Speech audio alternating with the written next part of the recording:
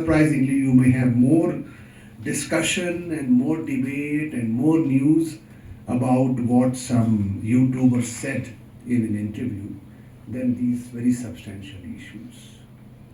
The only silver lining which I see is that in the Delhi elections for the first time, climate change was also an issue.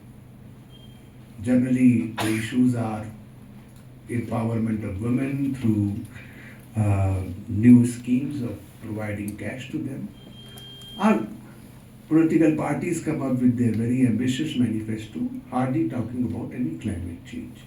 But in Delhi, for whatever reasons, two issues became very prominent in this election. One obviously is the huge level of pollution in Delhi, and secondly about the Yamuna. So the first time in a political space I have seen that issues of climate have become, and this is where we should aim at. Till the time climate related issues are not part of political discourse, are not part of elections, where the political parties are made to commit their stand and their resources on the climate issues, the issue will not come to the position of attention which actually it needs.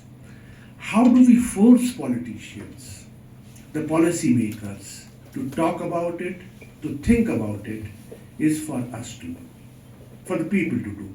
There are various movements which I have seen in my own life in this country. When I was a young child of 5, 7, 8 years, we would see the posters everywhere. एक या दो बच्चे. That used to be the family planning used to be a discussion on every wall of the city. हम दो हमारे दो. And where we are today? We are at a stage where the country is, it has taken about 30 years or so, but we are at a stage where the country has achieved the replacement level. And not only replacement level, the issue has become acute in the other sense. For example, in Himachal, the fertility rate is, I think, between 1.4 to 1.6, far below than the replacement level. And I think in another 10 years or so, we will have a very balanced population growth. If we can tackle it in the four major states of the country, we are actually ahead of the problem.